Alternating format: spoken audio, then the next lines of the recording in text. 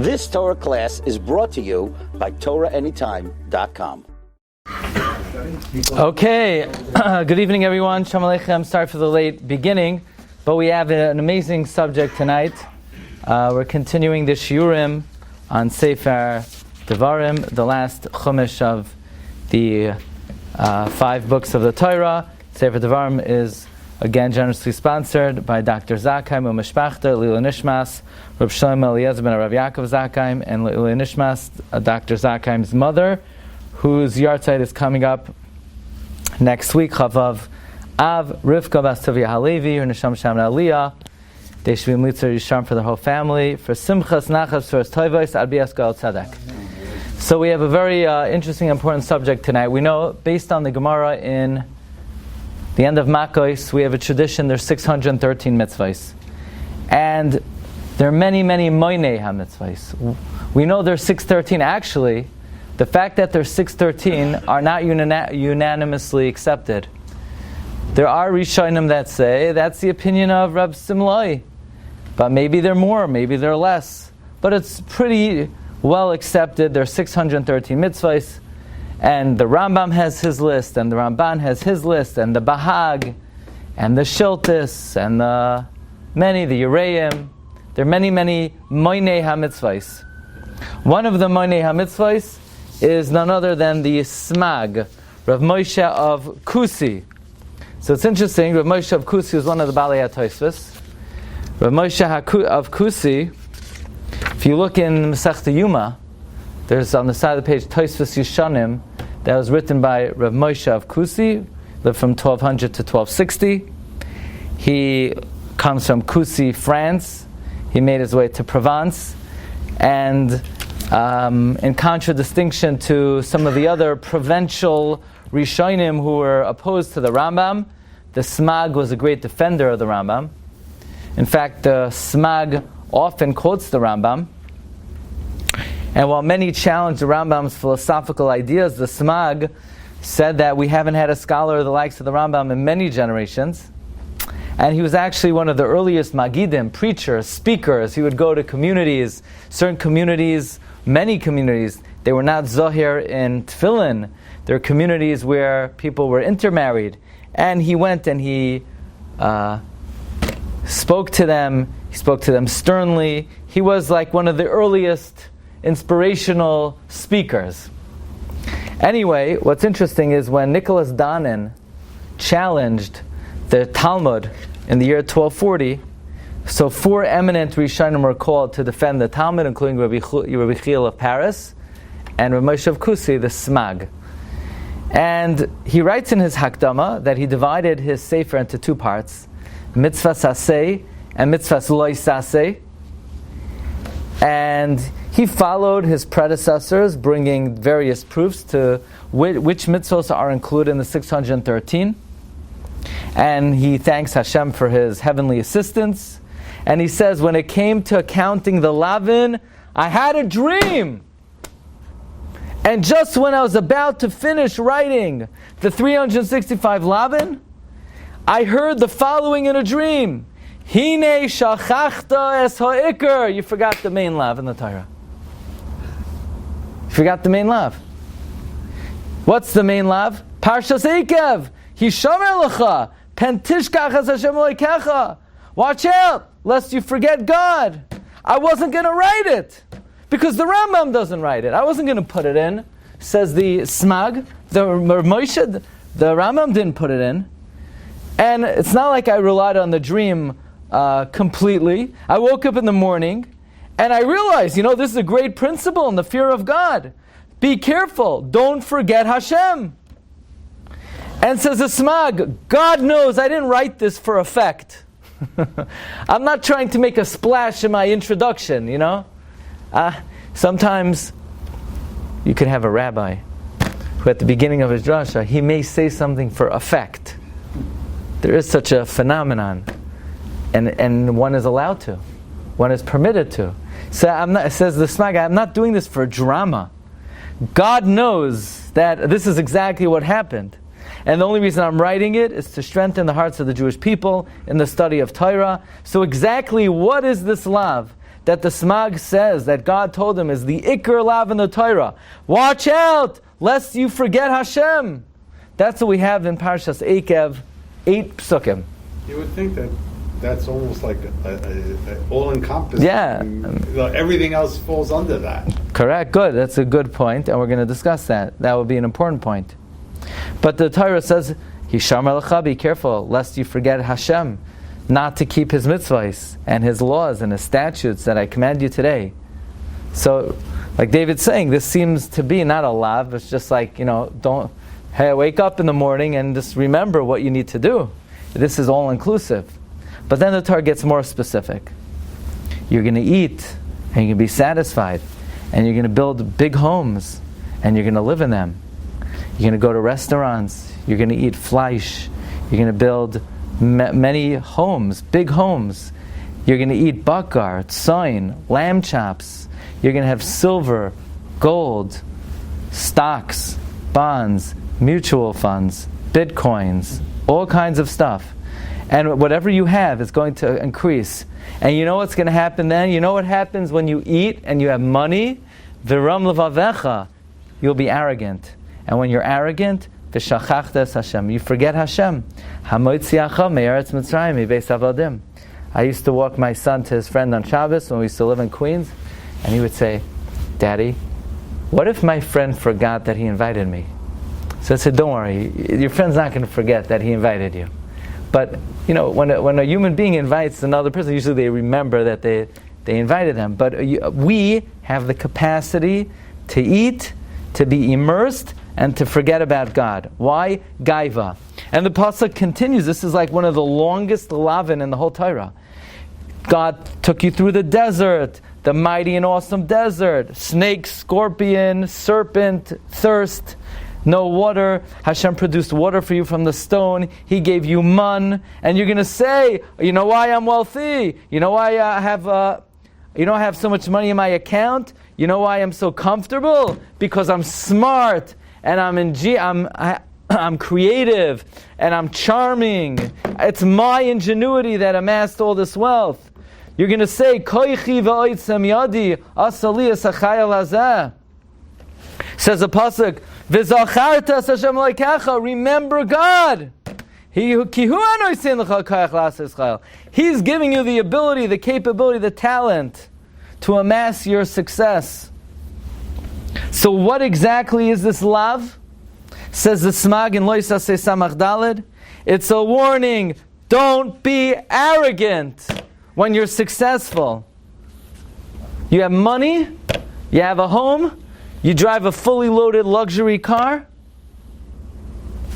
that makes a noise, they put in artificial noise so that it can make a louder noise when you drive by. So people say, whoa, what's he driving? The car doesn't even actually make that noise. They charge you extra money to put in some device that makes some kind of crazy noise that's not even your car.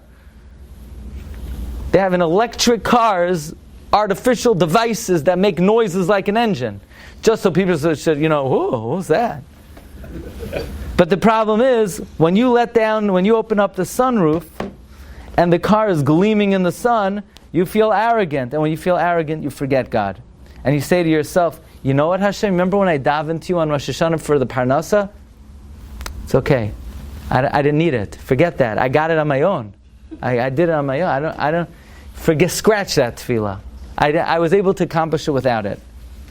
And therefore, says the Smag, there's a lav in the Torah, that when a person is successful, and Hashem gave us a very great gift. That is, when you lived in Europe in the 19th century, and you ate 2 lentils for supper, and you drove in a horse that did not smell good, it's not so easy to be arrogant. And when they're persecuting it. But when you live in America, Hashem gave us a great opportunity to try to fulfill this great nisayon of don't forget about HaKadosh Baruch Hu. And the Smag brings many, many rayas that there is a lav in the Torah, not to be arrogant. You have money, you have good looks, you're smart, don't be arrogant. Lower yourself, humble yourself before Hashem and before other people. Thank Hashem. Don't be an ingrate like Moshe Rabbeinu is praised that he is an Anav. And the Gemara tells us in the Yerushalmi, that which wisdom made as a crown, what did wisdom make as a crown? Reishis Chachma, Yiras Hashem. So Yiras Hashem is the crown of Chachma. Anava made the heel. Eikev Anava, Yiras Hashem. So fear of God is the crown of wisdom, but it's the bottom of the foot of humility. So you see, humility is even greater than wisdom. And the Gemara says in Soita, anyone who lowers themselves, it's like he brought all the karbanos in the world. And not only that, someone who's humble, his tefillah is answered. Not only that, the Gemara says anyone who's humble, they give them mishalois libam, the requests of their heart. Meaning, someone who's humble, they don't even have to formulate a tefillah. God knows what you want, and He's going to give it to you even before you formally ask for it. And David HaMelech says, I'm like a worm. And David HaMelech, when he was cursed by Shimei ben Gera, David said, let him curse me. Hashem told him to curse me. What am I? Someone who is a Baal Gaiva is an abomination. And the question is, why is the Smag bringing so many rayos? We're going to see. Says the Smag, I have to tell you, I gave this drasha many times. Believe me, in France, they also needed it. But I never formulated it as a lav until one night I went to sleep and they told me 3 words. Shachachta es ha'ikar. You forgot the main thing. Hishamer lecha pen tishkach es Hashem. And in the morning I thought about it, because you can't just say, oh, I had a dream, so I'm going to write it in the Sefer. If people would write their dreams in the Sfarim, they might be bestsellers, but they would not be, halachically viable. But I thought about it, and I saw it was a great principle in the fear of God. And then I opened up the Gemara and saw it, and the Gemara says explicitly, look at number 4, Azhara legase haruach minayin. From where do we know a warning against arrogance? Rava quotes a pasuk in the Navi. Rav Nachman bar Yitzchak says, V'ram levavecha v'shachachta hishamer lecha pen tishkach. And we have a rule, hishamer is a lav, pen is a lav.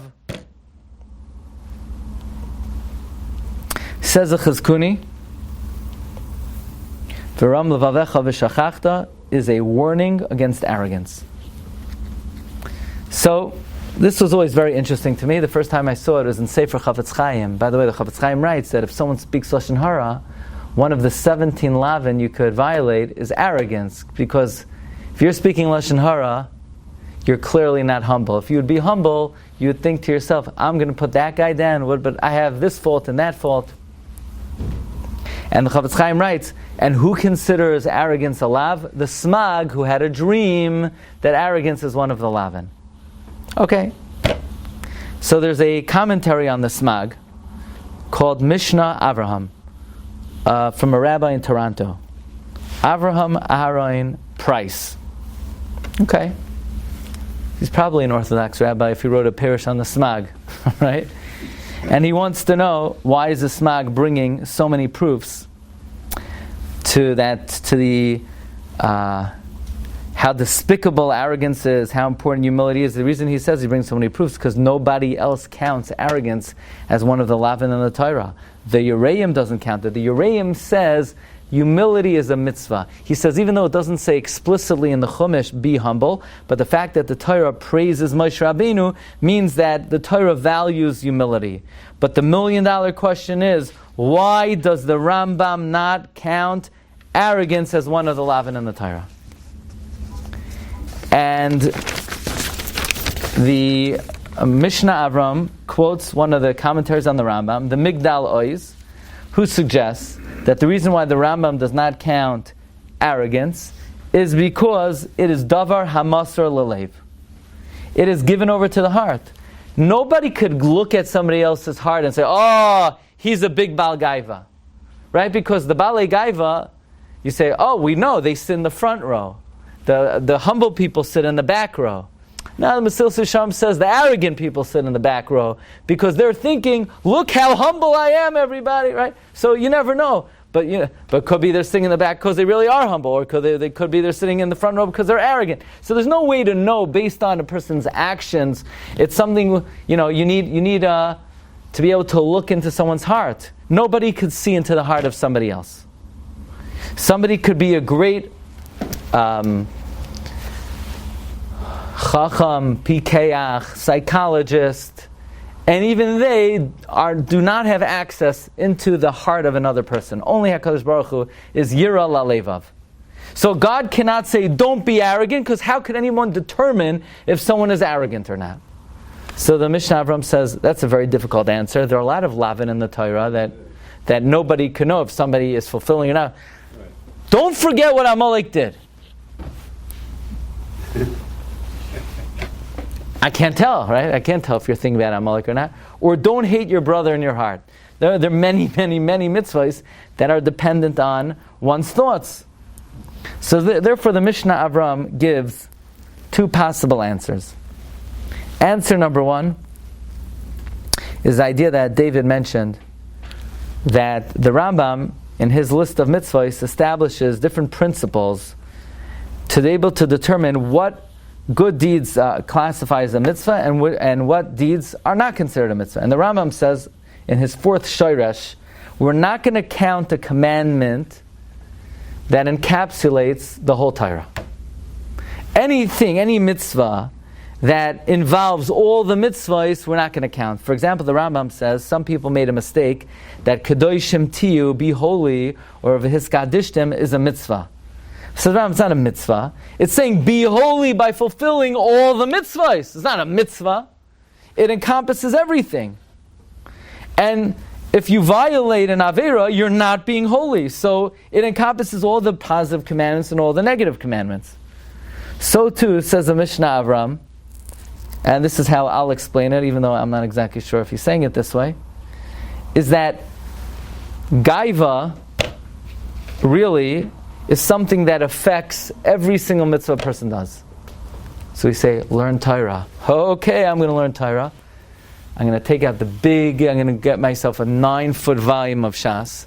I'm going to learn in front of everybody, making sure that everybody sees my hasmada. So I'm learning Torah, but it's for ulterior motives. I want the attention, I want the aggrandizement, I want the publicity. So any mitzvah that a person does could be tainted and sullied through arrogance. So really arrogance is something that is involved, potentially could sully any mitzvah. Or any time a person does an avera, clearly they have a certain arrogance against the Almighty. Oh, Hashem doesn't see me, or I'm invincible, or I'll get away with it, or I'm above that.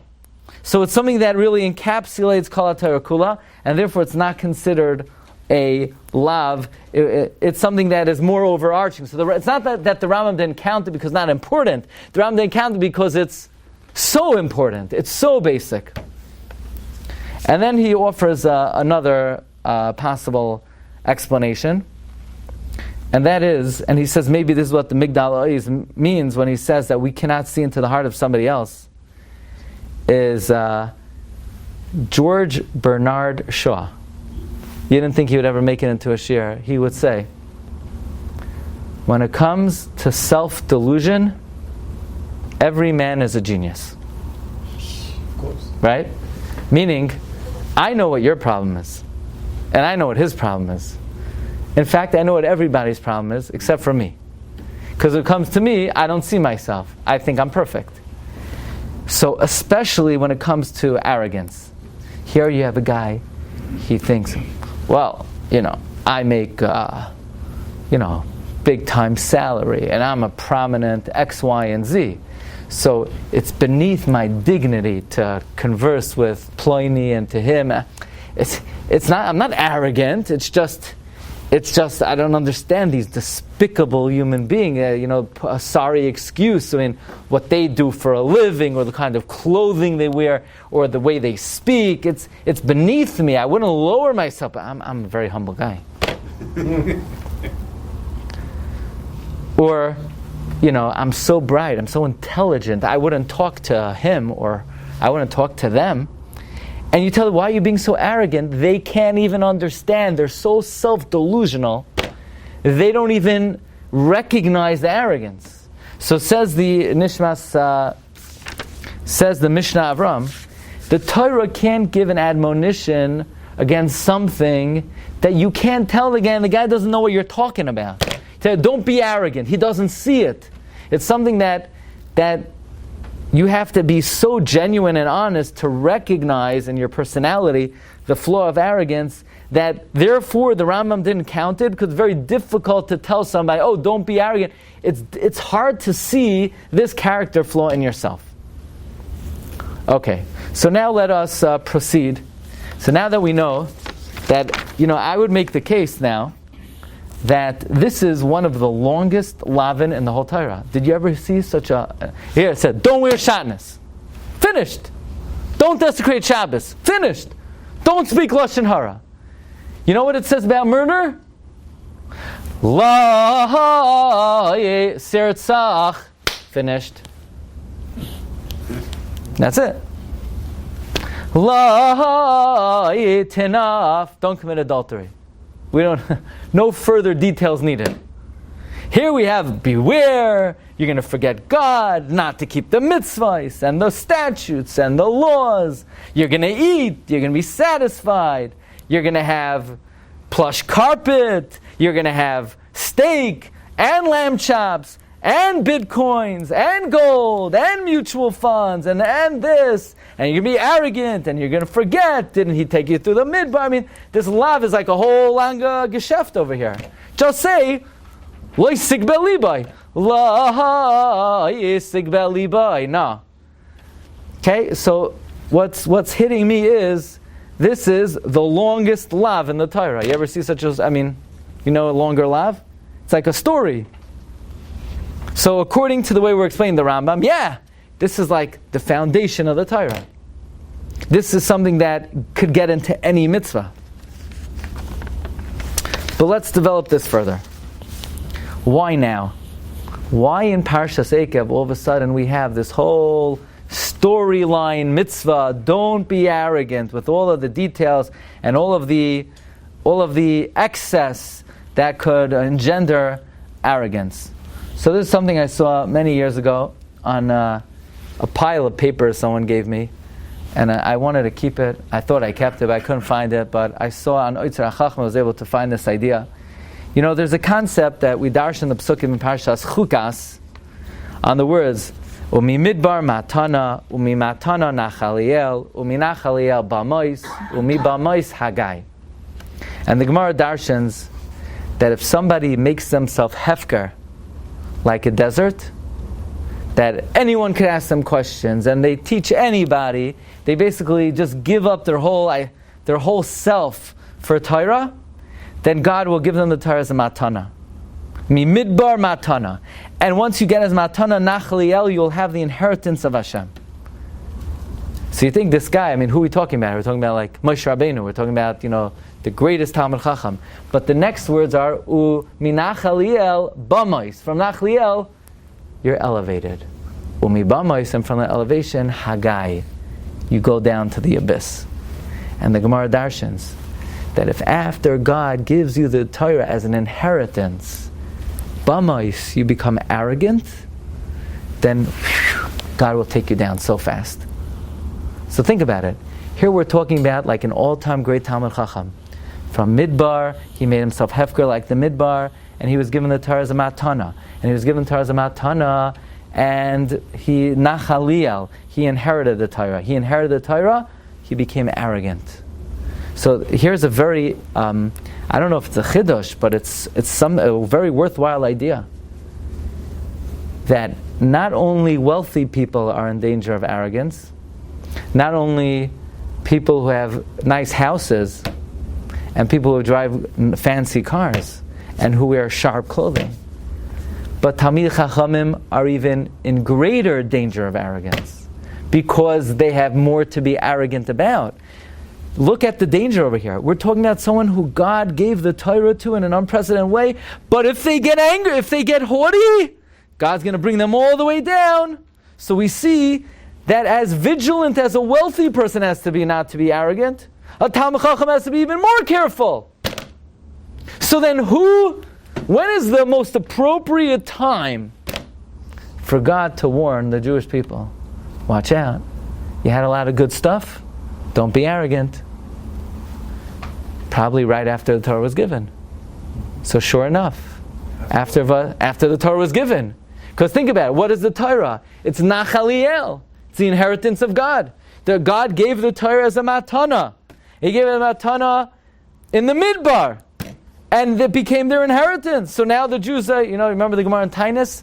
There was a Tana, he just learned so much, and he was feeling so happy, he became arrogant, and then there was an ugly guy passing by, and he sort of disparaged us. So we see that the learning of Torah, can inflame the heart, can make a person arrogant. So I would humbly suggest, I guess, right? With all, you can't listen to me, okay. What are you gonna do?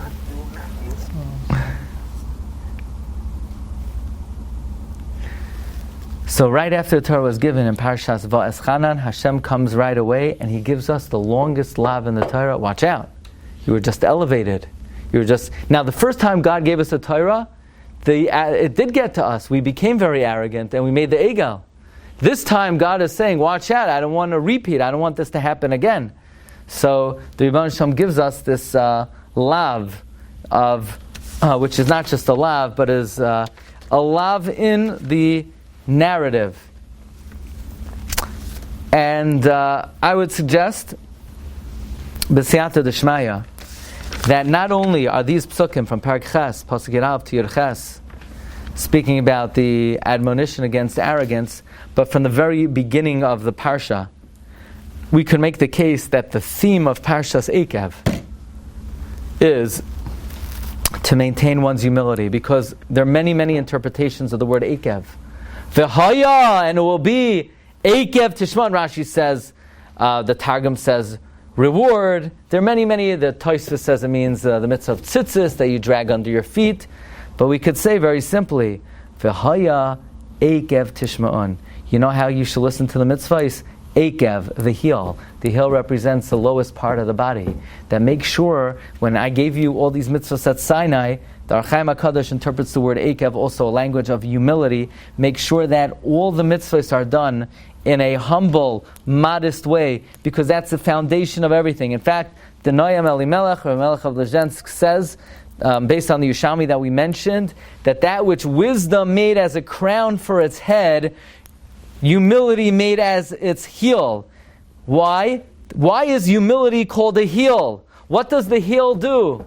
The heel is the foundation of the whole body. The whole body stands on the heel. So all avodas Hashem stands on humility. Humility is the foundation, the predecessor, the yesod of Kol HaTorah Kula. All the mitzvahs have to be done in that fashion. Therefore, says Rabbi Melech of Lezhensk, V'haya Eikev Tishman, through humility you should fulfill all the mitzvahs.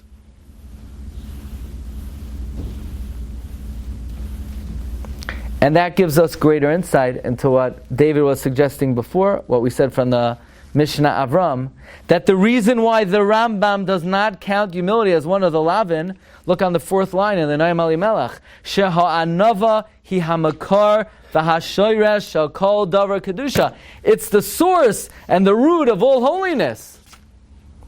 It's almost like with Mitzrayim, why Mitzrayim wasn't one of the goals, because it was the main one. It's koilel everything, exactly. Like Mitzrayim encompasses everything, so humility encompasses Kol HaTorah Kula. Furthermore, we can interpret the pasuk. There are many. There's no. What does the pasuk mean when you read V'haya Eikev? V'haya Eikev. The word Eikev means because. Because. Eikev. The word means because. So how does it fit into the pasuk? And it will be because you keep the mitzvahs, I will reward you. Yeah. Rashi doesn't learn that way. Rashi, if you look at Rashi throws in a very unusual word. V'haya Eikev im, if. Just before. If. What do you mean if? Which word means if in the pasuk? Which word in the pasuk means if? Doesn't say if. So Rashi is saying that means don't read the word Eikev because. Here's another just small point, and then we're going to proceed. Chazal teach us ein v'haya ela lashain simcha. Vayehi is tsar, and v'haya is simcha. Now, there are two kinds of guys. One guy, this meal, disgusting. For me, you know who I am? I am so important and great that this is beneath my dignity. That house, that family, nothing makes the guy happy because he's so full of himself and he has such a high opinion of himself that whatever he has in life, he's befitting of much more. So he can't be happy. So the Torah is saying, V'haya! You want to be happy? Eikev. You got to be humble. Because if a person's humble, well, this car, for me, I'm worthy of this. I'm worthy of this house. I'm worthy of this family. I'm not worthy of anything. So the Torah is giving you sort of a recipe for happiness. Okay, now so the first idea is that the reason why we have the mitzvah of humility in this week's Parsha, not only in this long narrative lav, but even from the very beginning of the Parsha of Eikev, is this is the aftermath of Kabbalas HaTorah, and Hashem saying, I just gave you the Torah, I elevated you, watch out! Next idea. Another story. You ready for another long story? The second longest lav in the Torah. Al toimar. Don't say. Bilvavecha in your heart. When God chases out the enemy from before you, don't say, you know why God is chasing out the Gentile? It's because of my righteousness. You know how much tzedakah I give. You know how many brachos I say. You know how much Torah I learn. So God chasing out the 31 kings from Canaan because of my righteousness and because they're wicked. Don't say that. The Torah says, it's not your righteousness. It's not your uprightness. It's only because of the wickedness of the Goyim. And because God made a covenant to Avram, Yitzchak, and Yaakov. You should know, guys, you ain't so righteous. You're actually a bunch of stubborn, stiff-necked Jews. Don't forget, you remember you made the Egel? And ever since I know you, from the day I met you, you've been a rebel. You've been bad news since the day I know you. So don't say, oh, you're so righteous, that's why God is chasing out the enemy. Nah, you're a bunch of lousy, stiff-necked, brazen people. I'm doing it because they're wicked. Comes Rabbeinu Yonah.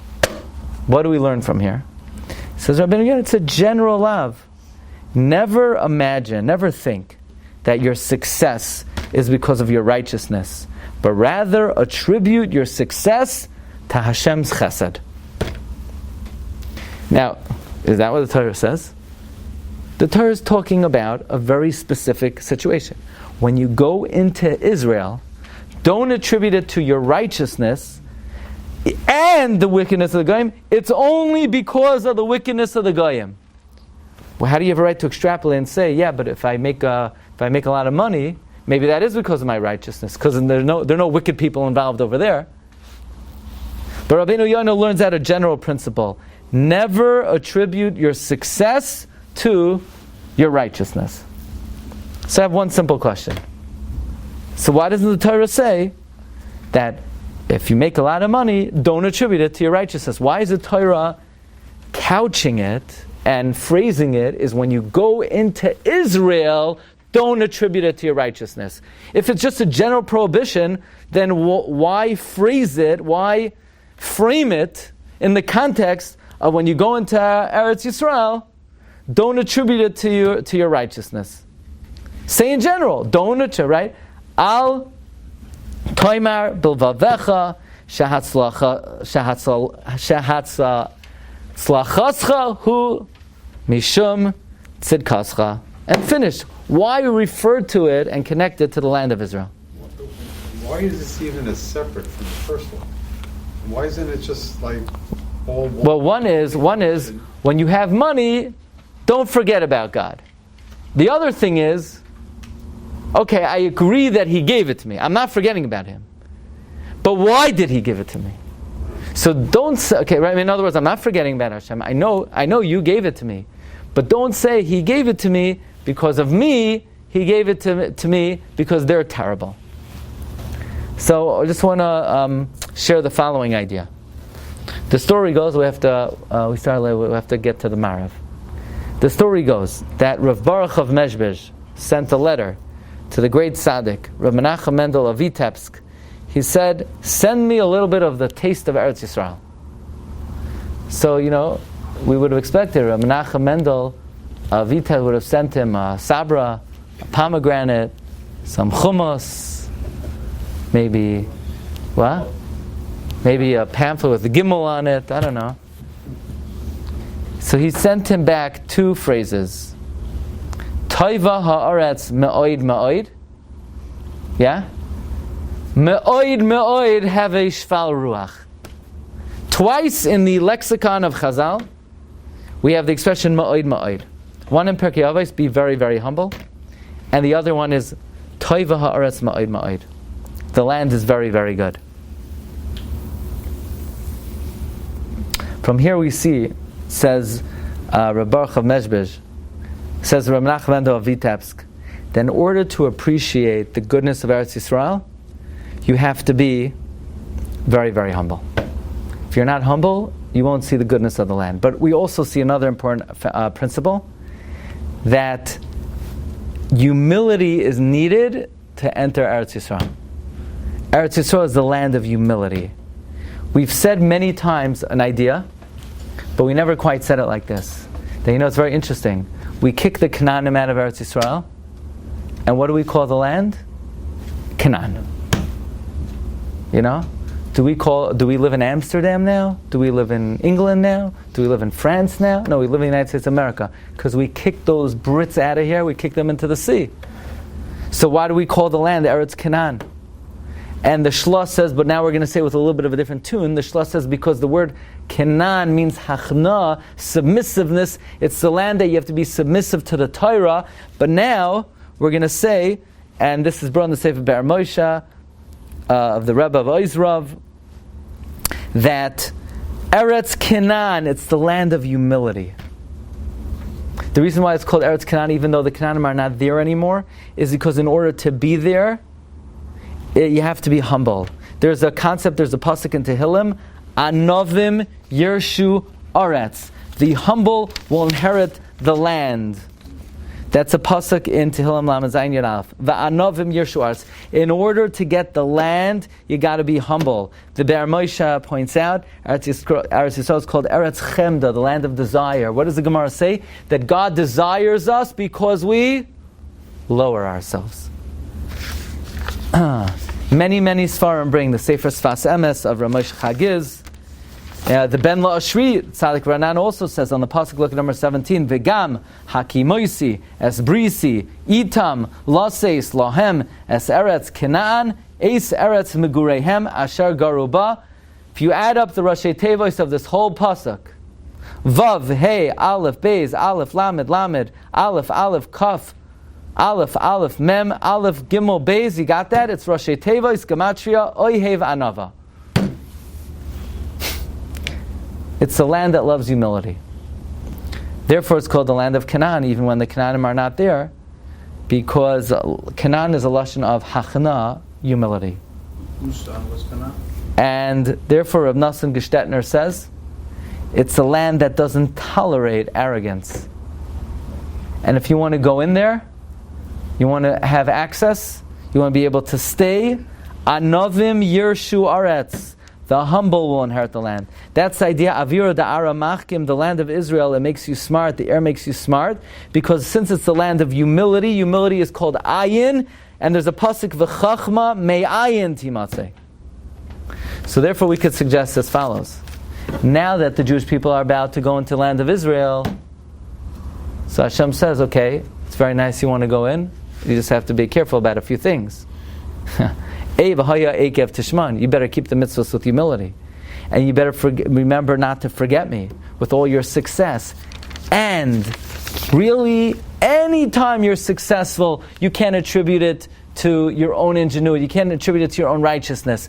But the reason why the Torah specifically phrases and couches and frames don't attribute your success to your own righteousness, in terms of don't attribute going into Israel because of your own righteousness, is because in order to get Eretz Yisrael, you have to be humble. You can't be arrogant. So of course you can never be arrogant. And you should never attribute your success to your own righteousness.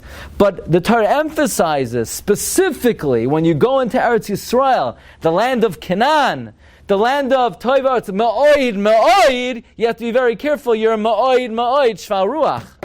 So yes, it's a general lav. It's a general idea. You always have to be careful. Never to attribute your successes to your righteousness. Not because of your own righteousness. It's Chesed Hashem. It's Zechus Avos. But Eretz Yisrael specifically, there could be nothing more antithetical to going to Eretz Yisrael than saying, oh, you know why I'm going into Eretz Yisrael, the land of humility? Because I'm such a big tzaddik. And therefore, at the end of the Parsha, and we'll conclude with this, it says that Eretz Yisrael is the land that Hashem, your God, seeks out always. The eyes of Hashem are on it from the beginning of the year to the end of the year. In the Sefer Mesilos Ba'agada of Rabbi Binyamin Eisenberger, and also in the Sefer Seichel Tov, they bring the idea, why are God's eyes always on the land of Israel, right? All the other lands, Ramban says Hashem deals with through an intermediary, through an angel. It's like Hashem brings in a middleman. It's through a sar, it's through a malach. But Eretz Yisrael, there is no sar, there's no intermediary. It's only Hashem directly onto the land of Israel. That is because since Eretz Yisrael is Eretz Canaan, it's Anovim Yershu Aretz, it's Toivar, it's Ma'oid, because Ma'oid have a Shval Ruach, it's a land of humility. And we know God's attention is always directed to the humble, to Moshe Rabbeinu, to Har Sinai, and therefore to Eretz Yisrael as well. So therefore we could say that Parshas Eikev is a special package. You know, it's always nice to see a Parsha with different ideas and say, okay, but what's the theme of the Parsha? You know, what's Parshas Eikev all about? And we could say Parshas Eikev is that V'haya Eikev. Make sure you do your mitzvahs with humility. And we have the longest lav in the Torah. That's the lav of don't forget Hashem. Don't be arrogant because you're successful, you have money, you have possessions, you have olam hazeh. Don't forget about Hashem. This is the longest lav in the Torah. I think that's what I'm asserting. And then not only that, and even if you do remember Hashem, don't attribute your successes to your own righteousness. And this is in the aftermath of Kabbalas HaTorah, lest you think you've been so elevated and you're so holy, so that could elevate your heart, that could inflame your heart. So the Torah is warning us, we shouldn't take the pattern of Midbar, Matana, Nachaliel, Bamois, and also specifically when you're going to the land of Eretz Canaan, the land of Ma'oid have a Shval Ruach, then we'll be Zoicha to Toiva Ha'aretz Ma'oid. Perhaps this is a dominant theme of Parshas Eikev. Thanks everybody for listening, and Marav is in 90 seconds.